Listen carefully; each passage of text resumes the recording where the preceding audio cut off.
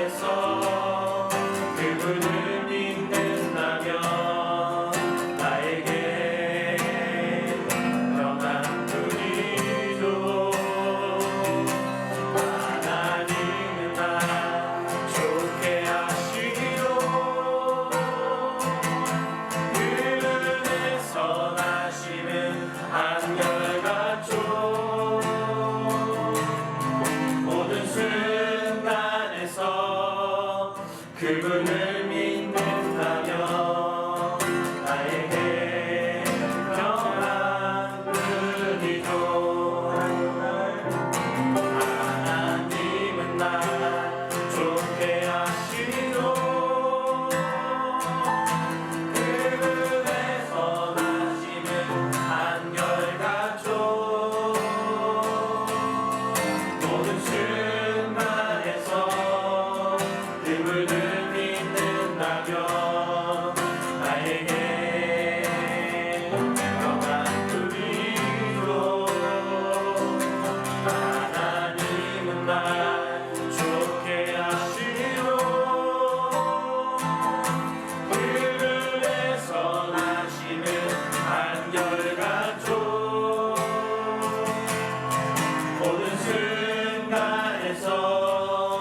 그분을 믿는다면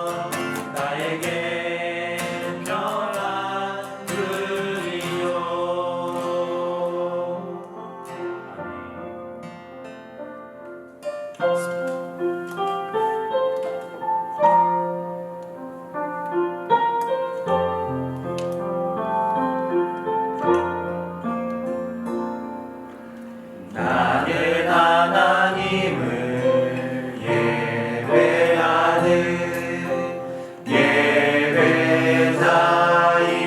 예배자입니다.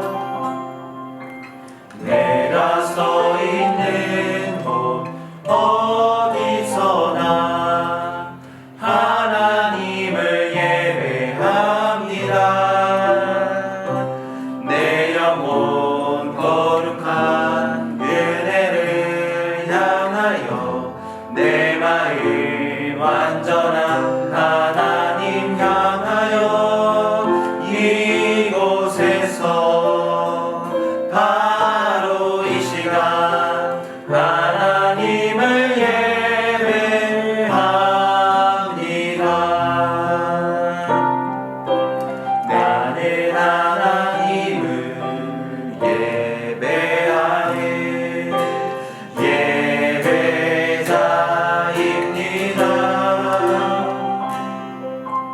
내가 서 있는 곳 어디서나 하나님을 예배합니다. 내 영혼 거룩한 은혜를 향하여 내 마음 완전한 하나님 향하여 이곳에서 바로 이 시간 하나님을 예배합니다.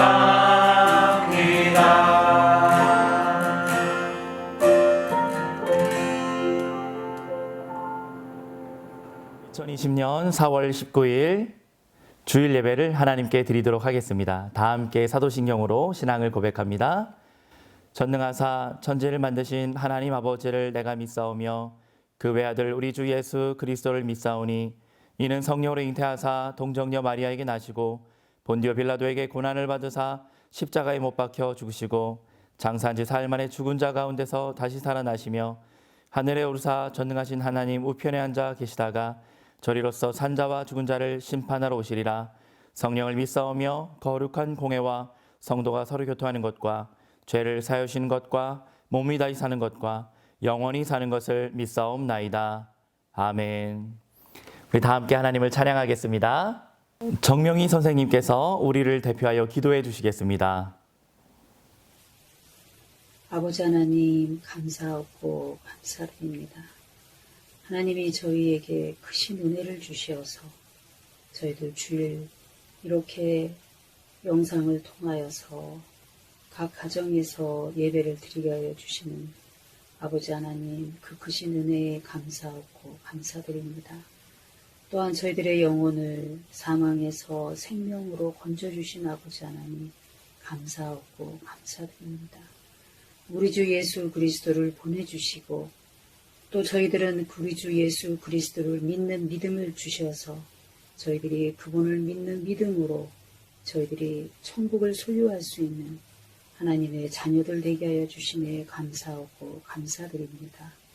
아버지 하나님 저희들 이러한 어려운 시간 속에서 더욱 말씀을 기준으로 하여서 분별력 있는 삶을 살아가게 하여 주시옵시고 또한 저희들을 더욱 성령 하나님을 의지함으로 강하고 담대한 마음으로 살아가게 하여 주시옵소서. 아버지 하나님 또한 저희들 이러한 어려운 시간 속에서도 우리 하나님을 큰 목소리로 찬양하며 그분을 높이는 삶을 살아갈 수 있도록 인도하여 주시옵소서. 저희들 아버지 하나님 사랑하는 우리 모든 학생들 또 우리 모든 선생님들 또한 전도사님 목사님 모두 건강하고 저희들 강하고 담대하게 하나님 지켜주시고 우리 하나님께서 성전으로 다 모아주시는 그날 아버지 하나님 다 같이 모여서 한 목소리로 주님을 찬양하게 하여 주시옵소서. 이러한 시간 속에서 더욱 주님을 의지하는 것을 배울 수 있는 저희 모든 고등부 학생들 될 수 있도록 인도하여 주시옵소서. 아버지 하나님, 또한 우리 목사님 말씀을 전해 주실 때에 강하고 담대하게 말씀을 선포하시는 시간 되게 하여 주시옵소서. 감사합니다. 예수님의 이름으로 기도드리옵나이다. 아멘. 다 함께 고등부 비전 선언문 낭독하겠습니다. 함께 읽습니다. 서울광염교회 고등부 비전 선언문. 우리는 예수 그리스도를 인격적으로 만나 영과 진리로 예배하며 말씀을 통해 훈련받고 하나님의 자녀다운 생활과 관계를 통해 친과 이웃들에게 그리스도의 사랑과 복음을 전하는 청소년 신앙 공동체입니다. 우리는 하나님께서 주신 재능과 은사를 하나님의 뜻대로 사용하기 원하며 가정과 학교, 세상 속에서 그리스도의 신실한 제자요, 탁월한 일꾼, 빛과 소금으로 살겠습니다. 아멘. 오늘은 이중건 전도사님께서 저자 하나님 앞에서란 제목으로 말씀 전해 주시겠습니다. 큰 은혜 받으시기 바랍니다. 우리 말씀 보도록 할게요. 오늘 말씀은 창세기 1장 1절 그리고 출애굽기 16장 1절에서 3절입니다. 창세기 1장 1절 그리고 출애굽기 16장 1절에서 3절입니다. 친구들 다 성경책 펼쳤죠? 성경책 보면서 펼치면서 자막에 나가겠지만 같이 보도록 해요. 창세기 1장 먼저 읽겠습니다. 태초에 하나님이 천지를 창조하시니라. 출애굽기입니다. 이스라엘 자손의 온 회중이 엘림에서 떠나 엘림과 시내산 사이에 있는 신 광야에 이르니 애굽에서 나온 후 둘째 달 15일이라.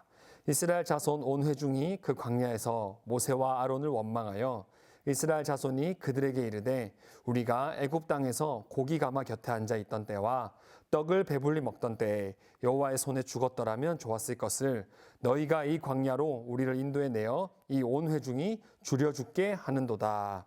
아멘. 반갑습니다, 친구들. 우리 말씀 보기에 앞서서 기도하고 말씀 시간으로 들어가도록 하겠습니다. 기도하겠습니다. 하나님, 예배 자리에 불러주셔서 말씀 듣는 시간 주셔서 감사합니다. 우리 가운데 계신 성령님께서 이 말씀을 마음 가운데 자리 잡을 수 있도록 인도하여 주시고 말씀을 통해서 말씀하시는 하나님의 음성을 잘 들을 수 있도록 인도하여 주시옵소서. 감사합니다. 예수님의 이름으로 기도드렸습니다. 아멘. 사랑하는 친구들은 취미가 어떤 게 있나요? 전사님은 지금도 내가 좋아하는 게 뭘까? 내가 앞으로 하고 싶은 게 뭘까? 하나님이 내 가운데 기뻐하게 하신 소망, 취미가 뭘까를 고민을 하면서 지냅니다. 그러니까 내가 이것을 할 때 기쁘네? 이걸 했을 때 그렇게 기쁘지 않네? 이런 고민을 한다는 것이죠. 전사님은 책을 쓰는 거에 좀 관심이 있습니다. 글을 쓰는 거에 좀 관심이 있어요. 그래서 어떻게 글을 쓸까? 그리고 소설가들에 관련된 소설을 한 번씩 읽어보기도 해요. 왜냐하면 소설가들에 관련된 소설을 읽어보면서 이 소설가가 이 소설의 주인공이 소설가인데 그것을 쓰면서 어떤 생각을 하면서 소설을 쓸까? 그 삶을 소설에 담아내기 때문이죠. 그래서 그 소설가의 삶을 엿보기 위해서 소설가들을 다룬 소설을 읽어보기도 합니다. 오늘 전도사님이 설교 제목을 저자 하나님 앞에서라고 붙였어요. 무엇을 나누고 싶은지 약간 감이 오실 수도 있는데 하나님께서는 우리에게 성경을 주셨잖아요. 근데 그 성경에 저자 되시는 분, 그 저자 하나님 앞에서 우리가 어떻게 살아야 될까? 이것을 한번 함께 나누고 싶은 것입니다. 그럼 먼저 오늘 본문으로 같이 들어가 보도록 할게요. 창세기 1장 1절 말고 출애굽기 16장 1절에서 3절을 먼저 살펴봤으면 좋겠습니다. 제가 먼저 1절을 다시 한번 읽어볼게요. 16장 1절입니다. 이스라엘 자손의 온 회중이 엘림에서 떠나 엘림과 시내산 사이에 있는 신 광야에 이르니 애굽에서 나온 후 둘째 달 15일이라. 그러니까 지금 이스라엘의 상태를 한번 봤으면 좋겠어요. 이스라엘 자손이 온 회중이 엘림에서 떠나 엘림과 시내산 사이에 있는 신 광야에 이르렀습니다. 그리고 그때가 언제냐면 애굽에서 나온 후 둘째 달 15일이라. 이스라엘 백성은 지금 그러한 상태에 있어요. 애굽에서 나온 상태, 애굽에서 나와서 신광야라는 곳에 머무르고 있는 상태. 우리가 이스라엘 백성의 이야기를 조금 압니다.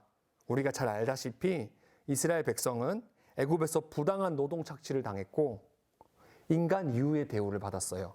어떤 일이 있었죠? 자녀들을 죽이고 고된 노동을 애굽이 이스라엘 백성에게 부여하기 시작했어요. 이스라엘 백성이 과거에 애굽 땅에서 함께 사이좋게 지내고 있을 때 이스라엘 백성이 하나님께서 점점 복을 계속 부어주시는 거예요. 그러면서 자손도 많이 늘어나고 나라에 힘이 있게 하셨어요. 그렇다 보니까 애굽이 걱정되기 시작했던 거죠.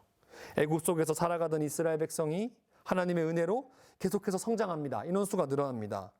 그랬더니 애굽이 저 이스라엘 백성이 나중에 우리에게 위협이 될 수 있겠다 이런 생각을 갖습니다. 자연스레 이스라엘 백성을 향해서 어떤 위협을 가해야겠다. 먼저 저 성장하는 속도세를 낮춰야겠다 이런 생각을 하기 시작한다는 거죠. 그래서 애굽이 어떻게 했죠? 더 막중한 노동을 시키고 뿐만 아니라 인구 증가를 막기 위해 태어난 아기들을 죽이기 시작했습니다. 이런 고난의 시기가 애굽에서 이스라엘 백성들은 있었어요. 하나님의 백성으로 부름받아서 애굽에서 살아가고 있는데 고난이 찾아온 거죠. 내 자녀들을 죽여야 되고 그 노동에 시달려야 하는 그런 어려운 상황을 겪고 있었습니다. 이때 하나님께서는 이스라엘 백성의 상황을 돌아보셨어요. 그 고통에 시달리고 있는 이스라엘 백성의 목소리를 들으셨어요. 그 기도 소리를 듣고 그 가운데 모세를 준비하십니다. 우리 이집트 왕자라는 그 애니메이션으로도 되어 있는 모세 이야기를 잘 아실 거예요.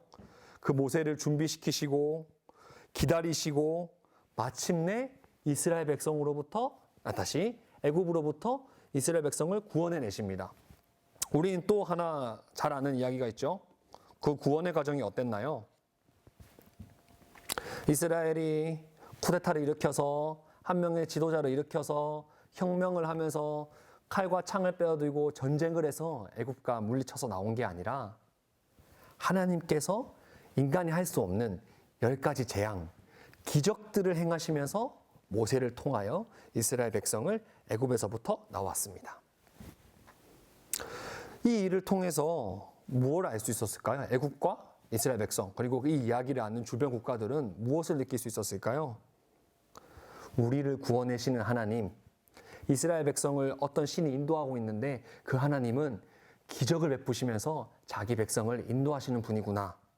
그것을 알고 있었을 겁니다. 그것을 느낄 수 있는 10가지 재앙이었어요. 또 우리가 잘 아는 이야기가 있죠. 10가지 재앙에 포함되어 있지 않지만 물이 갈라져서 이스라엘 백성은 지나가고 애굽 군대가 쫓아올 때는 그 물이 덮여주면서 애굽 군대는 멸살당하고 그러니까 하나님께서는 바다까지 사용하셔서 자신의 백성을 구원하시는 분임을 세상에 증거하셨어요. 그걸 애굽이 보았고요.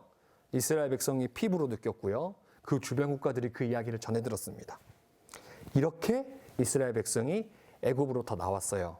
그래서 우리는 출애굽이라고 표현을 하죠.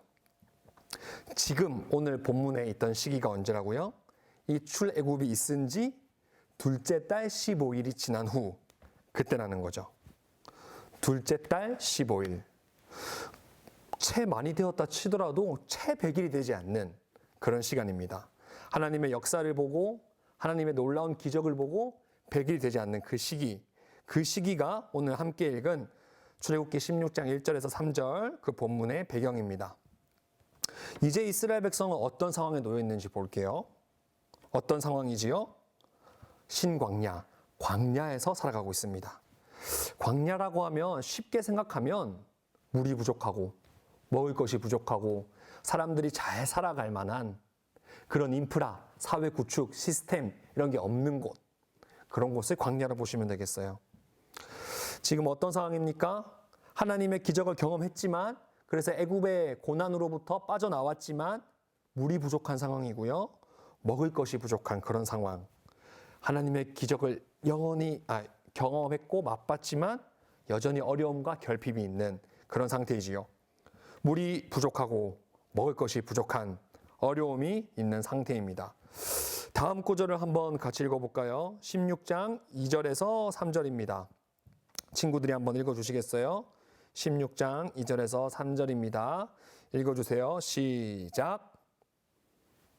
온 회중이 그 광야에서 모세와 아론을 원망하여 이스라엘 자손이 그들에게 이르되 우리가 애굽 땅에서 고기 가마 곁에 앉아있던 때와 떡을 배물리 먹던 때와 여호와의 손에 죽었더라면 좋았을 것을 너희가 이 광야로 우리를 인도해내어 이 온 회중이 줄여 죽게 하는도다. 2절에 보면 이스라엘 백성이 무엇 하고 있지요? 이스라엘 자손 온 회중이 그 광야에서 모세와 아론을 원망하여 하나님의 기적을 경험한 지 참 100일이 되지 않는 이때에 어려움 앞에서 모세와 아론을 향하여 원망하고 있습니다. 그 광야에서 원망하고 있죠. 아까 얘기했다시피 광야는 어려움이 있는 곳이에요. 어려움이 생기고 불편함이 생기고 결핍이 있는 그곳에서 이스라엘 백성은 하나님께서 세우신 지도자들을 원망하고 있어요. 곧 그게 하나님께 원망하는 것이었죠. 먹을 것이 없고 물도 계속해서 부족한 상황이 앞뒤로 이어지고 있습니다. 이 어려운 상황 속에서 이스라엘 백성이 선택한 것은 원망의 말을 입에 담는 것이었어요. 아주 구체적이게 원망의 말을 합니다. 원망의 말을 입에 담은 것을 넘어 자신을 구원해 주신 하나님의 일을 후회하는 그 말까지 입속에 담고 있어요. 뭐라고 나오죠? 3절에 이스라엘 자손이 그들에게 이르되 이렇게 하면서 얘기하죠. 우리가 애굽 땅에서 고기 먹었잖아.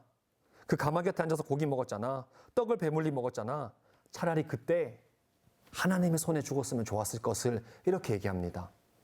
그러니까 지금 이스라엘 백성은 하나님이 그 고된 고난으로부터 내 자녀를 죽고 우리의 아이들이 죽어가는 그 상황에서 건져내셨는데 이스라엘 백성이 힘듦과 고난 앞에서 오니 원망의 말을 입에 담기 시작하고 하나님이 우리를 구원하셨던 그 과거, 그 역사를 오히려 후회하는 듯한 말을 계속하고 있어요. 차라리 내가 애굽 사람들과 같이 떡 배불리 먹고 고기 먹으면서 광야에서 죽는 게 나았겠다. 애굽에서 죽는 게 나았겠다라고 말하고 있습니다.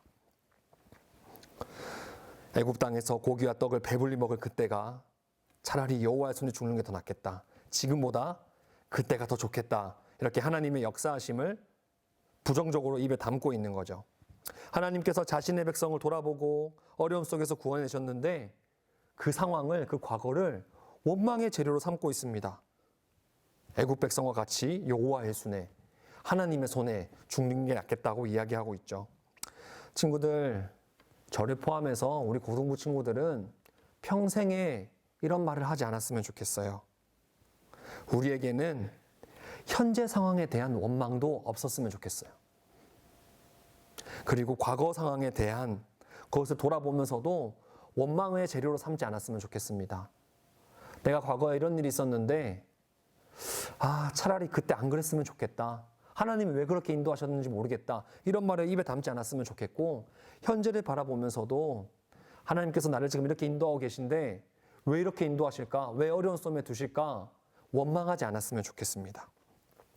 과거를 돌이키면서도 하나님의 선하신 뜻이었노라 고백하는 우리가 되었으면 좋겠습니다.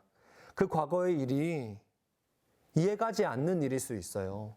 지금 돌이켜봐도 하나님께서 나를 선하시게 이끄시는 분임을 알겠는데 도대체 무엇을 어떻게 선하게 이끄시려고 나한테 그 트라우마가 된 아니면 안 좋은 기억이 된 그 과거를 그 경험을 하게 하셨을까? 그렇게 원망하는 것이 아니라 이해가지 않더라도 내가 다 이해가지 않지만 그 하나님께서는 여전히 나를 선하게 인도하시는 분이다. 이렇게 과거를 믿음의 말로 고백할 수 있었으면 좋겠습니다. 이해가지 않아도 내가 과거를 돌아볼 때 하나님은 선하신 분이니 내 과거도 선하게 인도하신 과정 중에 있었던 일이다 라고 고백을 했으면 좋겠습니다. 원망의 재료로 삼지 않고 감사의 재료로 우리 과거를 담아서 입에 담아서 하나님께 올려드렸으면 좋겠어요. 하나님은 오늘 본문에서 모세와 아론에게 원망하였다고 하지만 앞뒤 본문도 같이 살펴볼 텐데 앞뒤 본문에서 다 하나님이 다 듣고 계세요. 하나님은 우리가 하는 말씀을, 우리가 하는 말을, 입에서 나오는 말을 다 듣고 계십니다. 그래서 과거도 현재도 원망의 재료로 삼지 말고 선하신 하나님이 이끌고 계시니 좋았었던 일이야. 다 이해가지 않아도. 그리고 지금도 내가 어려운 속에 있다 하더라도 불편한 속에 만족하기 힘든 상황에 있다 하더라도 하나님이 나를 이끌어 가시는 분이시니 그분은 선하신 분이시니 완벽하신 분이시니 좋은 일이야 라고 믿음으로 고백할 수 있었으면 좋겠습니다. 그게 믿음을 사용하는 것이에요.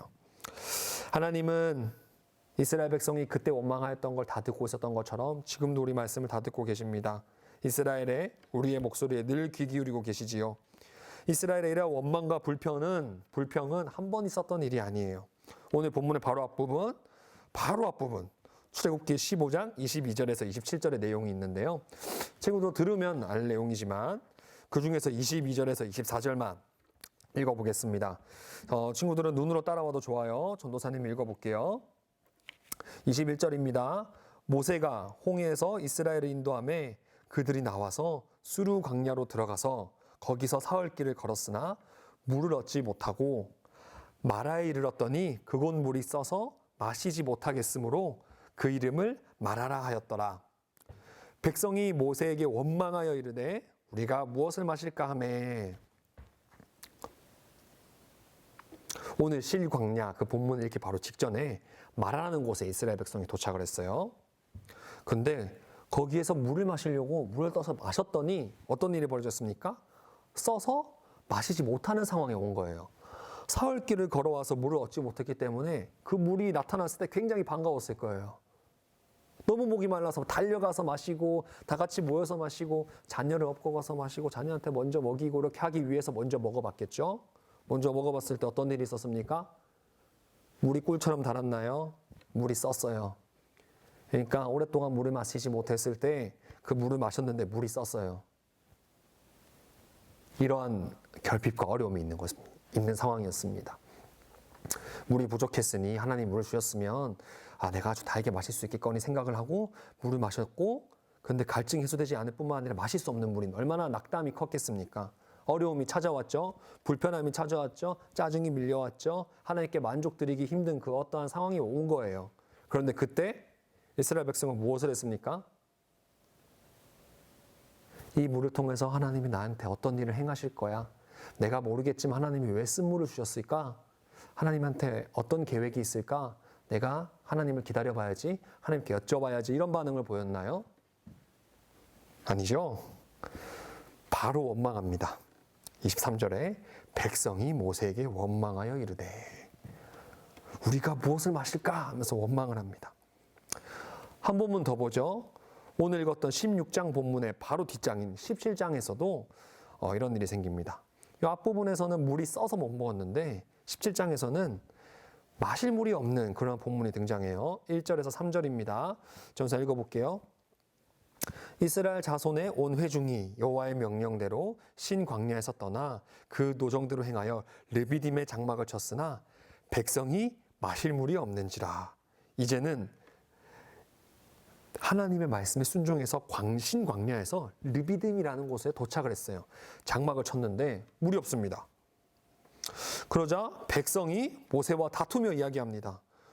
우리에게 물을 주어 마시게 하라. 모세가 그들에게 이르되 너희가 어찌하여 나와 다투느냐? 너희가 어찌하여 여호와를 시험하느냐? 거기서 백성이 목이 말라 물을 찾으매 그들이 모세에게 대하여 원망하여 이르되 당신이 어찌하여 우리를 애굽에서 인도해 내어서 우리와 우리 자녀와 우리 가축이 목말라 죽게 하였느냐? 굉장히 방금 읽었던 우리 16장의 본문과 비슷한 이야기가 반복이 되고 있습니다. 무슨 말을 합니까? 물이 없는 상황에 무엇을 했죠? 하나님이 세우신 지도자와 다투고요. 무슨 말을 했죠? 원망을 합니다. 그러니까 15장에 마라라는 지역에서 물이 썼을 때 하나님께서 이걸 통해서 무엇을 하시려 하시지?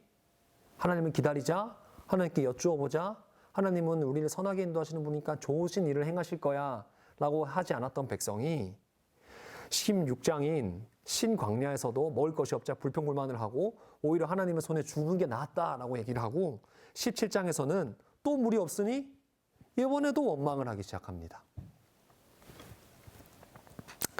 이러한 상황이 광야에 있을 때 많이 등장합니다. 광야는 결핍과 부족함, 어려움이 있는 곳이죠. 이스라엘 백성은 어려운 상황을 계속 맞이합니다. 그리고 그 상황 속에서 매번 원망을 합니다. 이러한 상황이 무수히 많이 등장합니다. 이스라엘 백성은 광야라는 결핍과 부족함이 있는 상황이 계속 반복되고 있고 그때마다 어떻게 하고 있죠? 원망을 하고 있습니다. 원망. 친구들, 사실 이 상황은 우리와 굉장히 많이 닮아 있어요. 우리의 삶에도 부족함이 있고요. 얻고 싶은 것이 있고 가지지 못해서 힘든 것들이 있어요. 이스라엘 백성은 하나님의 인도하심과 구원을 경험 못한 백성이 아닙니다. 어쩌면 우리보다 더 눈에 보이는 걸 많이 경험한 사람들이에요. 말도 안 되는 기적들을 경험했잖아요. 그리고 우리도 하나님이 살아계시다, 하나님 나와 함께 하신다, 하나님 나를 어려운 상황에서 건져내셨다, 내 힘들 때 나를 위로하셨다, 이런 고백을 다 한 친구들입니다. 저도 그런 고백을 수십 번 많이 해오면서 살아오고 있어요. 그런데 이스라엘 백성과 마찬가지로 하나님의 구원, 하나님의 역사하심을 경험한 우리에게 고난이 없나요? 어려움이 없나요? 불만족할 상황이 없나요? 하나님이 돈이 없으신 분이 아닌데 우리가 돈 없어서 힘들 때가 있잖아요. 하나님이 능력이 없으신 분이 아닌데 우리는 능력이 없어서 힘들 때가 있어요. 하나님은 건강도 책임지시고 세상의 모든 것들을 다 다스리는 분이신데 우리는 그 세상의 어떤 거 하나 때문에 마음이 무너졌다가 마음의 지옥을 경험하기도 하고 이런 일도 합니다. 이스라엘 백성이 있는 상황과 우리 상황이 매번 되게 흡사한 것을 볼 수 있습니다. 하나님께서 나와 함께 하셨다는 것도 알고 지금도 함께 하심을 알겠는데 나를 구원해 주시는 분임을 알겠는데 여전히 내 마음을 답답하게 하는 어려움이 우리 삶 속에 있다는 거죠. 학교 성적으로 나를 증명해야 합니다. 세상은 성적이나 나의 능력으로 나를 증명하라고 압박해 옵니다.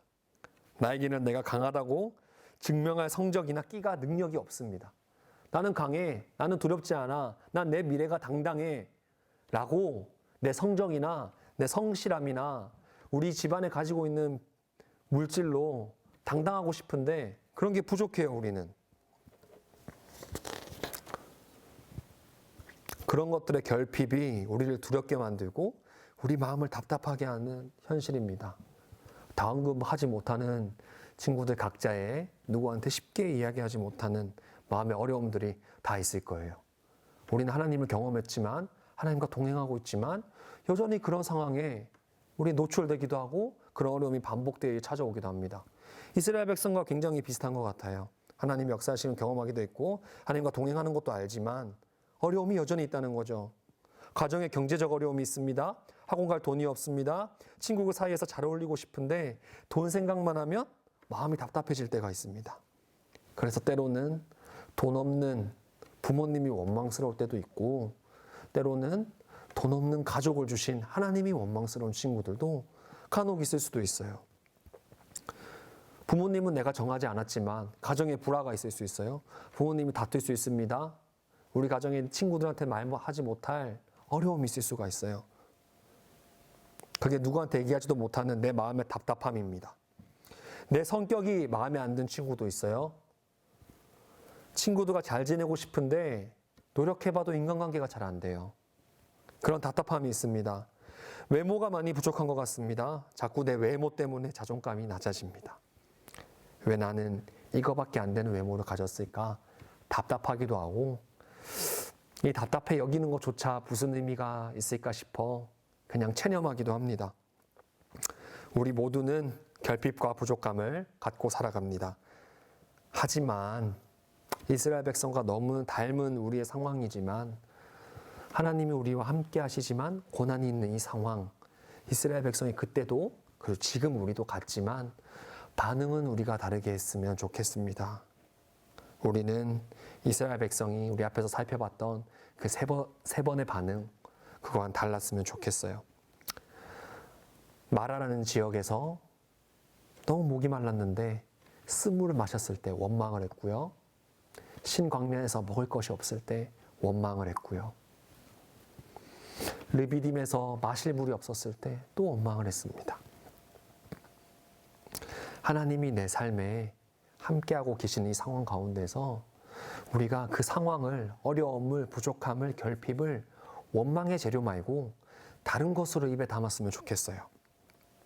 하나님이 주신 현재, 과거를 원망의 재료로 삼지 말고 기도의 재료로 삼았으면 좋겠습니다. 내게 부족한 것이 있을 때, 나에게 필요한 능력이 있을 때 그것을 하나님께 기도로 요청했으면 좋겠습니다. 하나님, 우리가 자존감이 부족합니다. 하나님, 내가 자존감이 부족합니다. 하나님, 우리 가운데 물질이 부족합니다. 하나님, 내게 물질이 부족합니다. 하나님, 내게 공부의 능력이 부족합니다. 인간관계의 능력이 부족합니다. 하나님, 우리에게 건강이 부족합니다. 우리 가정에 말 못할 어려움이 있습니다. 화평이 필요합니다. 원망이 아니라 하나님께 기도의 재료로 삼았으면 좋겠습니다. 기도는 하나님을 우리의 주로, 보호자로, 인도자로 인정하는 행위입니다. 뭐라고요? 우리가 하나님께 기도를 드린다는 것은 하나님을 우리의 주로, 우리의 보호자로, 우리의 인도자로 인정해 드리는 거예요. 기도는 하나님을 우리의 주로, 보호자로, 인도자로 인정해 드리는 행위입니다. 우리를 구원해내신 하나님께 원망 대신 우리의 주라는 고백인 기도를 드렸으면 좋겠습니다. 우리를 사랑하셔서 자기의 아들까지 내어주신 하나님께 환경의 어려움 때문에 원망을 드리는 것이 아니라 우리의 주라는 고백인 기도를 드렸으면 좋겠습니다. 모든 걸 가지신 하나님께 우리가 드릴 수 있는 게 뭐가 있을까요? 우리가 사랑하면 주고 싶잖아요. 은혜를 입으면 갚고 싶잖아요. 근데 하나님은 다 가지신 분인데 우리가 무엇을 드릴 수 있을까요? 하나님이 우리한테 듣고 싶어 하시는 거, 그걸 드릴 수 있겠죠? 원망 말고 우리의 주가 하나님입니다 라는 행위로 기도를 드렸으면 좋겠습니다. 우리를 선하게 인도하시는 선한 목자가 하나님이십니다 라는 마음으로 원망 대신 기도를 드렸으면 좋겠습니다. 이스라엘 백성은 매번 그러진 않았겠지만 방금 앞에서 살펴봤던 그 3번 어려운 상황에, 부족한 상황에, 나한테 도움이 필요한 상황에 원망을 하는 것이 아니라 원망을 드렸지만 우리는 원망 대신 하나님을 우리의 주로, 보호자로, 인도자로 인정하는 기도를 드렸으면 좋겠습니다. 늘 친구들의 삶에 원망 대신 기도와 감사가 가득하는 그런 삶이 되도록 축복합니다. 다시 본문으로 돌아가 볼게요. 하나님께서는 이스라엘 원망을 들으시고도 결핍과 어려움을 해결하셨어요. 방금 앞에 3번 언급했던 그 사건을 다시 볼게요. 마라에서 물이 썼을 때 원망을 했지만 하나님께서는 모세를 통하여 그 물을 달게 바꾸셨어요. 2번째, 신광야에서 이스라엘 백성이 먹을 것이 없어서 원망했을 때 차라리 내 굽에서 날 죽이지 그랬냐 이렇게 원망을 했을 때 하나님께서 그걸 듣고 만나와 메추라기를 주셨어요. 그리고 3번째 17장에서 르비딤에서 물이 없자 또 원망을 했을 때 하나님은 모세를 통하여 반석, 바위에서 물이 나오게 하시면서 물을 줬습니다.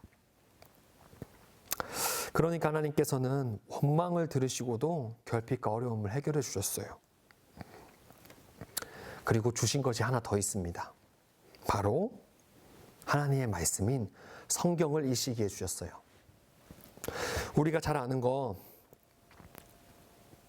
모세를 통해서 창세기, 출애굽기, 민수기, 신명기, 레위기 이게 주어졌어요. 우리에게. 우리는 이 5개의 책을 모세오경이라 부릅니다. 그러니까 이스라엘 백성이 출애굽하고 이 광야에 있는 이 시기에 하나님께서 모세오경, 창세기, 출애굽기, 레위기, 민수기, 신명기를 쓰게 하셨던 거죠. 마지막으로 전도사님이 설교를 마치면서 한 가지 집중해 봤으면 하는 부분이 어디냐면 하나님께서 이 모세오경, 즉 성경책을 이스라엘 백성에게 주면서 가장 첫 번째 문장으로 무엇을 삼았느냐를 한번 나눠보고 싶습니다. 우리가 잘 알다시피 이제 창세기 1장 1절인데요. 다 같이 읽어볼게요. 태초에 하나님이 전지를 창조하시니라. 우리 성경은 이렇게 딱 한 문장인 것 같이 잘 번역을 해놨습니다. 조금 문법적인 이야기를 하자면 원어로 전도사님 읽어줄게요. 베레시트 바라 엘로임 에트 하샤마임 베트 하레츠 이렇게 해서 7개의 단어로 구성되어 있고요. 이렇게 구성되어 있습니다.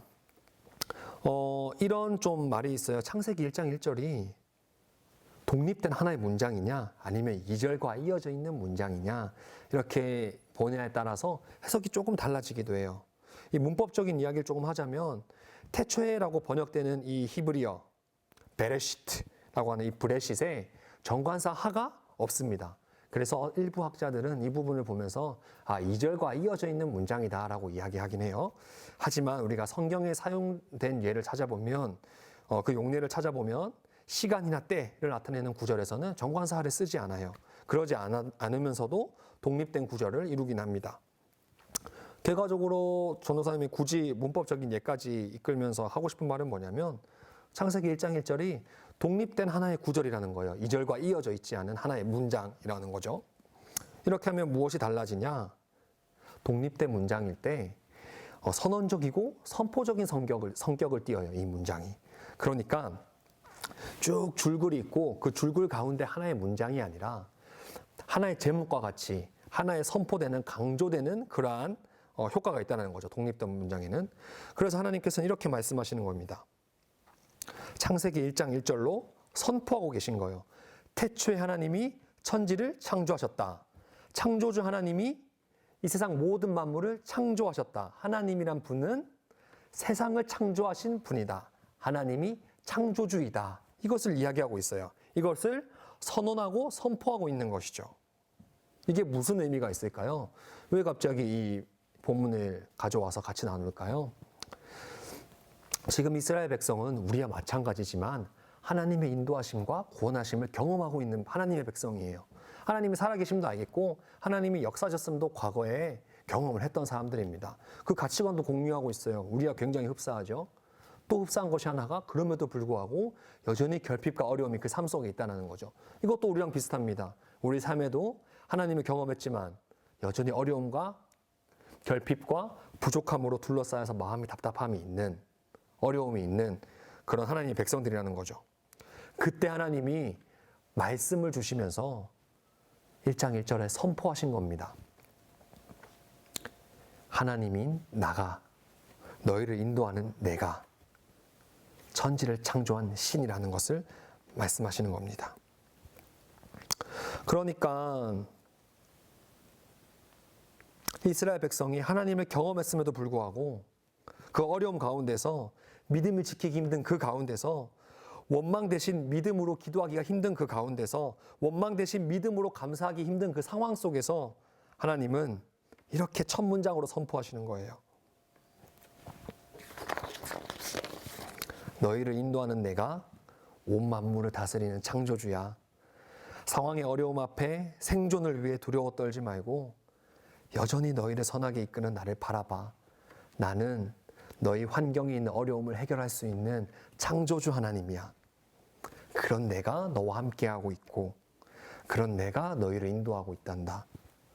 너와 함께하는 나는 능력의 하나님, 창조의 하나님, 구원의 하나님이야. 하나님께서 이스라엘 백성들이 가졌던 현재 어려움도 해결해 주셨지만 궁극적으로 말씀을 주시면서 그 성경 가운데 첫 번째 문장으로 자신의 창조주의심을 드러냈습니다. 너 하나님 따라오고 있지? 너 나 따라오고 있지? 나와 동행하고 있지? 하지만 환경이 어려워서 나를 향한 믿음, 기쁨, 감사를 유지하기 힘들지? 하지만 나는 들어봐. 나는 너희를 인도하고 있는 하나님인데 너희의 모든 것을 완벽하게 책임질 수 있는, 너희를 완벽하게 이끌 능력이 있는 창조주 하나님이야. 온 우주를 만든 창조주 하나님이야 하고 말씀하고 계십니다. 우리의 상황이 어렵죠.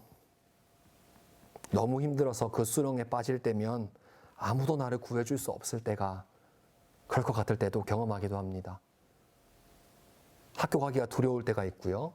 친구 얼굴 보기가 두려울 때가 있고요. 내일을 맞이하기가 두려운 채로 눈을 감을 때가 있고요. 내 환경에 도대체 왜 이런 일이 있나 답답해할 때가 있습니다. 그때 하나님은 우리의 그 어려움을 해결하실 뿐만 아니라 우리한테 말씀하실 거예요. 내가 너를 지키고 있는 신 하나님인데 나는 실수하는 분도 아니고 나는 완벽하지 않은 능력이 없는 사람도 아니고 나는 너희를 완벽하게 선하게 이끌고 있는 온 우주를 창조한 창조주 하나님이야. 자신의 능력을 우리를 보호하고 계신 그 하나님의 능력을 이야기해 주십니다. 우리는 환경 말고 우리를 이끌고 계신 하나님의 능력 앞에서 위로와 평안을 얻었으면 좋겠습니다. 우리는 환경에 지배받으면서 사는 사람들이 아니라 하나님의 말씀, 하나님이 주시는 평안, 위로, 하나님의 능력에 의지하면서 그 믿음의 행동들을 하면서 사는 사람들입니다. 원망해도 될 만한 그런 상황 속에 우리는 원망하지 않고 믿음으로 하나님의 능력을 선포하고 기쁨으로 마음을 다짐으며 하나님의 위로를 삼으며 걸어가는 사람들입니다. 그래서 세상은 우리를 바라볼 때 가진 것이 없는데 왜 이렇게 다 가진 자처럼 살지? 약한 사람인데 왜 이렇게 강한 자처럼 살지? 기뻐할 수 없을 때인데 왜 기뻐하면서 살지? 이런 의구심을 품을 거고요. 우리는 이렇게 대답할 수 있겠죠. 환경이 안 좋아 보이지만 그 환경을 능히 다스리신 하나님께서 우리를 선하게 이끌고 계시다. 그래서 우리는 가난하지만 가난한 자처럼 살지 않고 능력이 없지만 약한 자처럼 살지 않고 힘들지만 소망이 없는 자처럼 살지 않는다. 이렇게 답할 수 있을 겁니다. 1차적으로는 광야에 있는 이스라엘 백성에게 창세기 1장 1절을 주셨지만 2차적으로는 오늘날 영적인 이스라엘 백성인 우리에게 이 말씀을 주고 계십니다. 상황에 환경에 어려움이 있지 능력이 있는 온 우주를 만들고 다스리는 내가 너와 함께한다. 내가 너를 책임지고 있다. 너한테 벌어졌던 과거의 일 나쁜 거 아니야. 선하게 내가 이끌어 갈 거야. 그렇게 말씀하고 계십니다. 과거와 현재를 원망이 아니라 저자 하나님 앞에서 감사와 기쁨으로 바꿔드리고 우리의 부족함과 결핍이 있다면 그거는 기도로 입에 담아서 올려드리는 우리 되기를 주님의 이름으로 축복합니다. 오늘 주신 그 말씀을 믿고 원망과 두려움 대신 기도와 감사를 올려드리는 한 주 됐으면 좋겠습니다. 기도하겠습니다. 살아계신 하나님 감사합니다. 우리 가운데 어려움이 있어서 내 마음에 부족함이 있어서 나의 연약함이 있어서 내 환경의 어려움이 있어서 하나님께 기도를 올려드리지 못하고 내 연약한 믿음으로 원망을 일삼고 불만족을 일삼고 살았던 것들이 떠오릅니다. 주님, 우리가 더 이상 이렇게 살고 싶지 않고 때로는 무너질 수도 있지만 오늘 주신 하나님의 말씀으로 다시금 일어나기 원합니다. 우리를 부르시고 지키시고 인도하시는 하나님이 우리의 창조주 하나님, 온 우주를 다스리는 하나님이심을 제 마음속에 자리 잡을 수 있도록 우리 평생의 가치관에 박힐 수 있도록 성령님께서 인도하여 주시옵소서. 그래서 세상이 감당하지 못하는 자들로 살아가게 하시고 세상의 가치관과 다른 가치관을 가지고 살아갈 수 있도록 인도하여 주시옵소서. 우리에게 아들을 주신 그리고 자기 자신을 내어주신 예수님의 이름으로 기도드렸습니다. 아멘.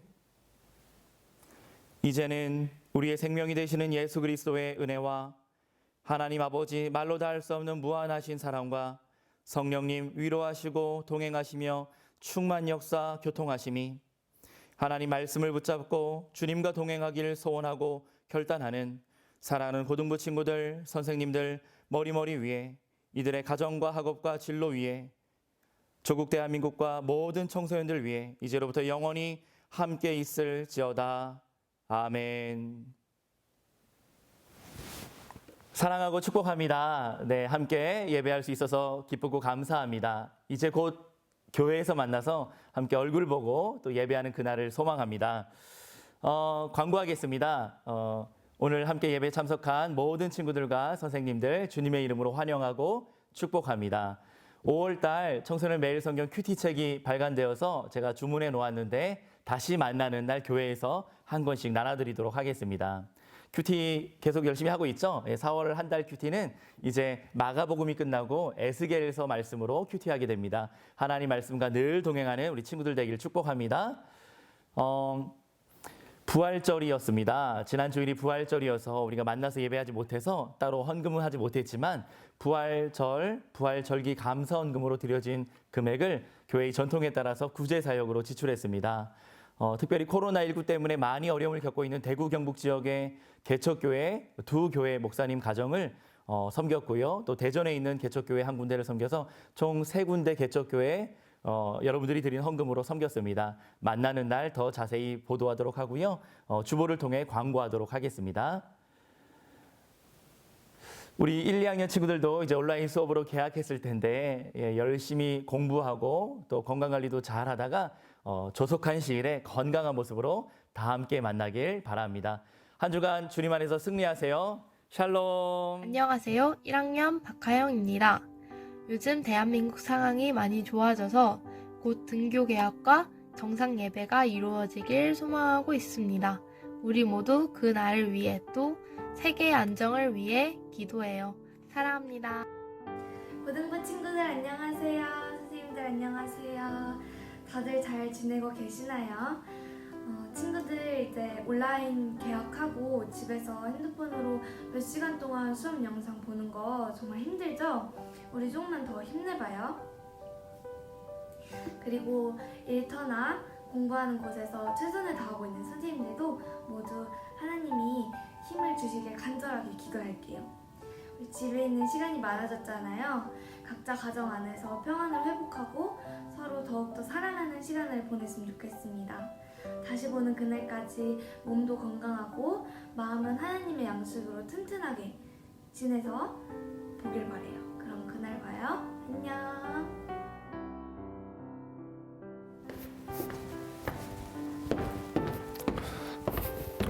친구들, 전도사님 다시 나온 이유는 아까 전에 인사를 못해서 인사를 하고 싶어서 그래 나왔어요.